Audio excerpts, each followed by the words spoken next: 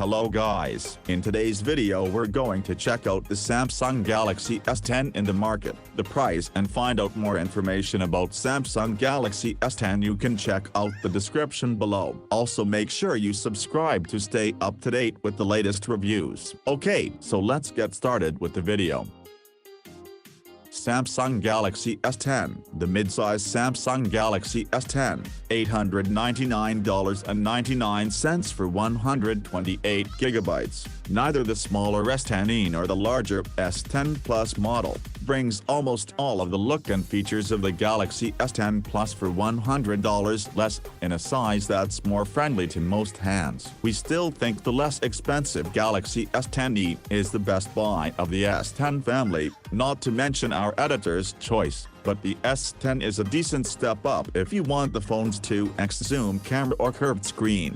Design. I've covered most of the aspects of the G10 family by now in my Galaxy S10 Plus and Galaxy S10e reviews. Here I'm considering what makes the S10 different, and who should be buying it over the others. At 5.9 by 2.8 by 0.3 inches, HWD, and 5.5 ounces, the S10 is noticeably taller, but not really wider than the S10e. It's still usable in one hand, especially for people with big hands. I find the S10e more comfortable because it doesn't have the, admittedly attractive, curved glass, though, like the other models. It comes in white, black, blue, or pink. The Galaxy S10 has a 6.1-inch, 19:9, 3040 by 1,440 pixel screen. It's the same dynamic AMOLED panel as on the other S10 models, and it has the same gorgeous colors and relatively high brightness. The pixel density at maximum resolution, 551p, is invisibly tight. The phone has the same body aspects as the S10 Plus, but with a smaller single-hole punch on the front rather than a larger oval. It has a glass back, a headphone jack, a USB-C port, and a microSD card slot. It does fast charging, wireless charging, and Samsung's reverse charging, which lets you charge other devices wirelessly using the phone. Performance. The Galaxy S10 has the same in-display, ultrasonic fingerprint sensor as the S10 Plus does. Unlike some other reviewers, I didn't have any trouble with accuracy, as long as I hit it straight on, and that is the trick. Unlike with physical sensors, like the one on the Galaxy S10e, there's no obvious guide where to hit the Galaxy S10's on-screen sensor, and it's a relatively small target area. You can train yourself after a while, but hit it off-center, and you'll probably get a failure. I don't think the situation is as bad as some of the more negative reviews say it is, and I think you can get used to it, but I think the S10e's approach is better. Inside, there's a Qualcomm Snapdragon 855 processor with 8 GB of RAM and 128 GB of storage. A 512 GB Verizon is also available for $250 more. That's, once again,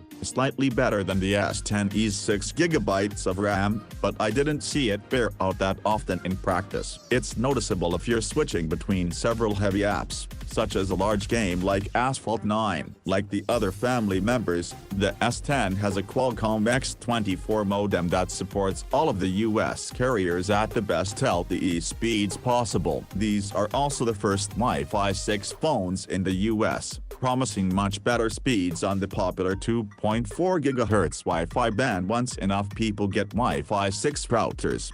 Benchmarks were roughly the same as the other S10 models, with the exception of the benchmark web benchmark, where I saw a big variation between the three S10 models. There, the S10 had the best result, followed by the S10e and then the S10 Plus. Both the S10 and S10e did considerably better than last year's models. Like the Galaxy S9, OnePlus 6T, and LG V40, the S10 has the same Android 9 with the same Samsung software extensions as the other models. Having switched from a Google Pixel 3 to an S10e at this point, I'm really noticing how Samsung-wide the software is. That's not always bad. The phone dialer and SMS apps, for instance, are nicer than Android's standard ones, and you can always download Google apps when you don't like Samsung's. Battery life on the 3400 mAh cell was slightly shorter than the other Galaxy S10 models, at 10 hours, 54 minutes in our video rundown over Wi-Fi. It's still very good battery life, and I've been impressed by the S10 family's standby time. The phones leak relatively little battery power over several days. Camera. The Galaxy S10, like the larger version but unlike the smaller one, has 3 cameras on the back: a 12-megapixel main camera, another 12-megapixel 2x zoom camera, and a 16-megapixel, 123-degree wide-angle camera. The cameras aren't that impressive. The regular and 2x lenses are about as good as the Galaxy S9 camera is, which is good but not a differentiator. Low-light performance falls notably short of the Google Pixel 3. Take a look at our low-light comparison for more details. The wide-angle camera is very wide, wider than the 107-degree camera LG offers. That comes at the cost of images being a bit soft, with some fisheye distortion if you look at them closely. Take a look at our wide-angle camera comparison for more details. On the front, there's a single 10-megapixel selfie camera. I don't see you losing much without the S10 Plus's second depth camera on the front, and you gain significantly by shrinking the hole punch on the front from a bothersome oval to a trim little circle. The S10's software-based front camera bokeh doesn't match the dual-camera hardware approach used by the S10 Plus when it comes to mapping faces. In my bokeh selfies I found the hair on the front of my head was in focus, but hair a little farther back was blurred, an issue I didn't run into with the S10 Plus. If you intend to take a ton of bokeh selfies, that would be an argument to get the bigger phone. Conclusions. The Galaxy S10 is a little better than the S10e in a bunch of ways, including more RAM, another rear camera, and that snazzy curved front design. It's worse in one way, which is Samsung's in-display fingerprint sensor that I find harder to use accurately than the S10e's physical sensor.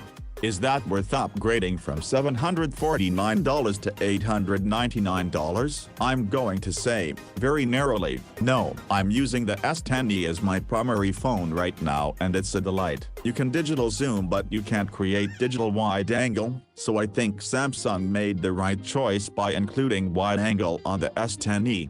I can see the argument for going up to the S10 more than I can for the even costlier, bigger, heavier S10 Plus. The S10 Plus is expensive and slightly unwieldy. The S10 has many of its aspects and feels more usable. If you want a big Samsung phone, wait for the Galaxy Note 10, presumably coming later this year. For what it's worth, I also think 2019 is a year to spend a little less on your phone, preparing to spend more for a 5G phone in 2020. That isn't a call to drop to a $300 Motorola phone, but it's an argument for paying $750 over $1,000. Pros: great screen, fastest possible processor and LTE, triple cameras with 2x and wide angle, headphone jack and microSD card slot. Cons: expensive. In-display fingerprint sensor has no physical guide. Bottom line, the mid-size Samsung Galaxy S10 has all the attractive features of the S10 Plus for less money, but we still think the smaller S10e is a better buy. Thanks for watching. I hope you liked the video. If you found it helpful, please remember to leave a like and subscribe to my channel to see more videos like this in the future. If you have any questions related to these products, you can leave a comment below and I'll get back to you soon as I can.